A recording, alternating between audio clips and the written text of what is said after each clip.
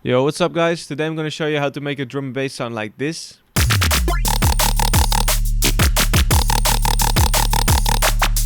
Using Serum. So, without further ado, let's get started. So the first thing I'm gonna do is I'm gonna turn off some of the effects on here. This is the drum bus, so just the kick, the snare and the hat. Shout out to TOXINATE for these drums. I use his drums a lot, they're fucking perfect for jump up. So definitely check out his Patreon if you want some drums like this. And I just route them to a drum bus with the clipper, but that doesn't matter for this tutorial. So I got the sub that pitches down, as you can hear. So it goes like from 24 semitones up to its main chorus. And then we got the first like squelchy sound, with the whole chain. I'm gonna turn that off for now. And I also got the GROTTY sound going in later. This one. Also gonna turn off the also gonna turn off the effects on that one. So they sound a whole lot less powerful. And also turn off the master clipper here. So the first sound that I'm gonna show you is that's the spot sound. Is this one. So basically how I made this sound, I love the acid waveform a lot. So what I did was I downloaded the massive wavetables from Google. I think if you just Google like massive wavetables, you can download them for free. And then I added them to Serum, so now I have all the massive wavetables in Serum, which is pretty cool because, yeah, they're pretty awesome. So the acid wavetable is one of them. As you can see, it's a different one than the Serum one. So do bear with me on that one. So what it sounds like on itself is pretty funky, but if we like pitch it 2 ways down, we already get more of that sort of grotty sounding stuff. So then what I did is I added a little sub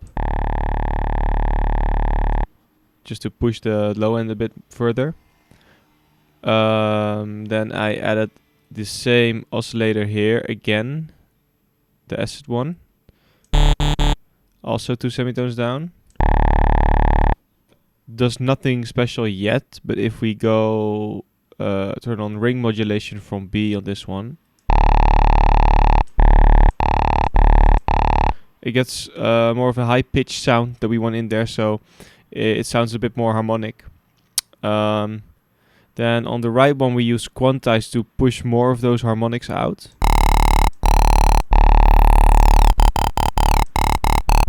Get a bit of that big crushy effect sound, which sounds pretty fucking cool if you ask me.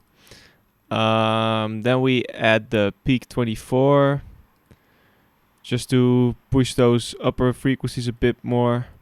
I'm just trying to go off of what I did here and show you a bit of how it works, what the process is when I make these sounds. Let's see, this looks about right. Yeah, I think that this is about right. As you can see, just changing the cutoff already makes the sound different. So that's pretty cool.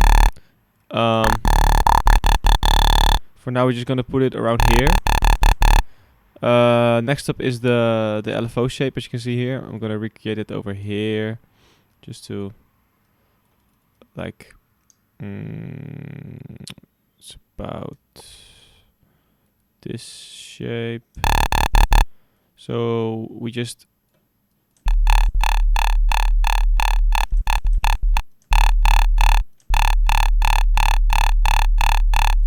a bit of that crunchy,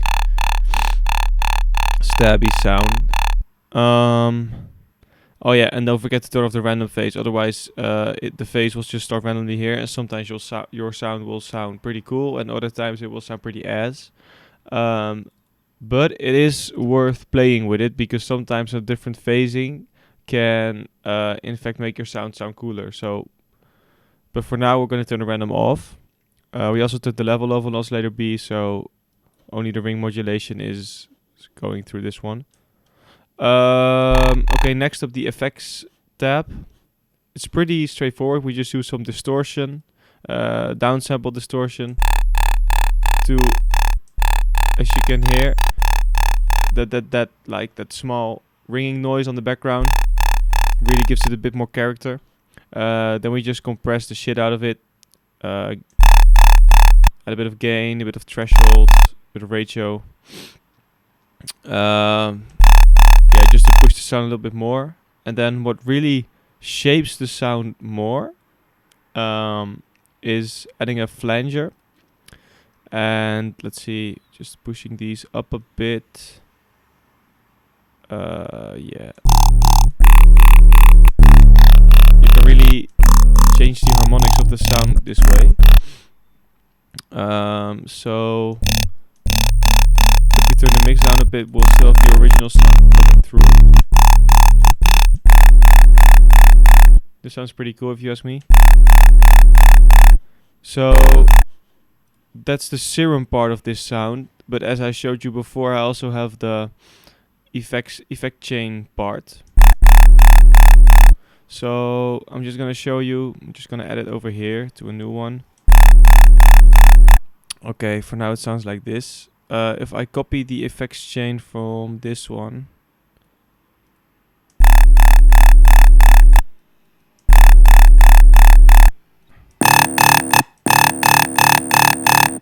it sounds a bit dry, but let me just go through one by one. So first off, when you distort a sound with a sub a lot, the sub will overpower the distortion and make it sound a bit muddy, if you ask me.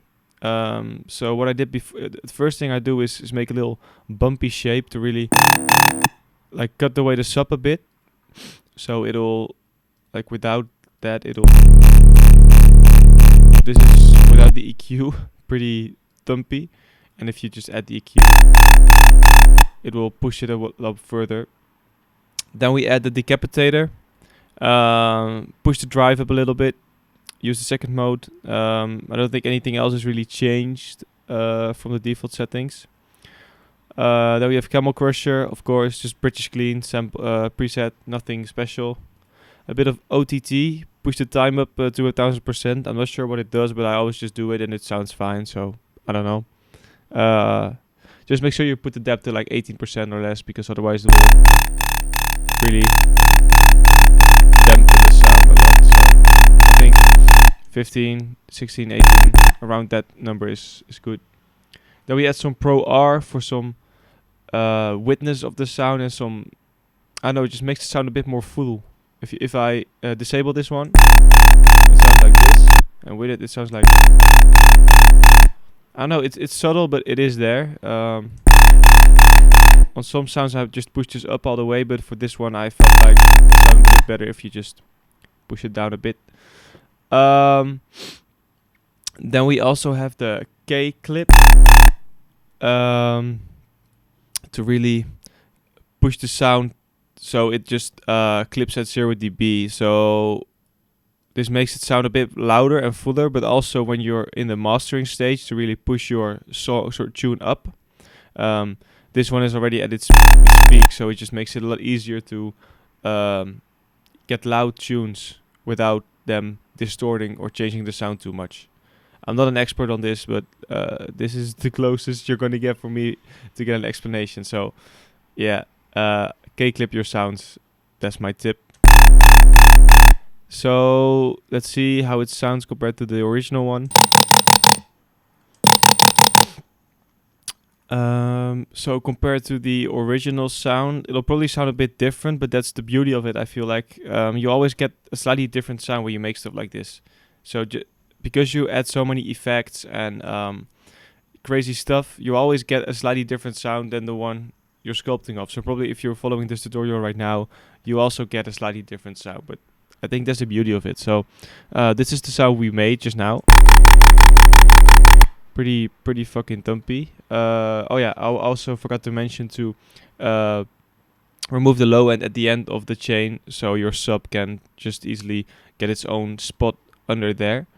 So it now sounds a bit dry, but so compared to the other sound that I showed you at the beginning, yeah, it's a bit different. This one has more of the gritty sublayer, probably because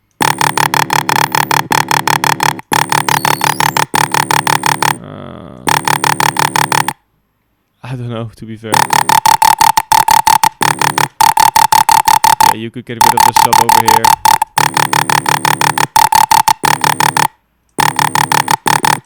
Like, there's a lot of ways to change the sound.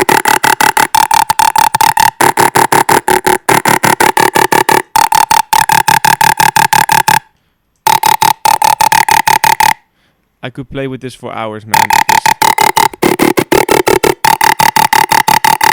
This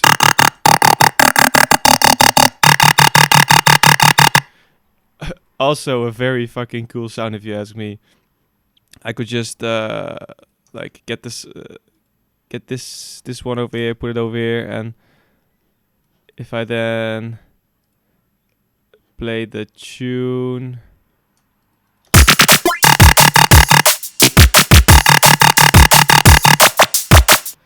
I don't know. I think it just sounds pretty.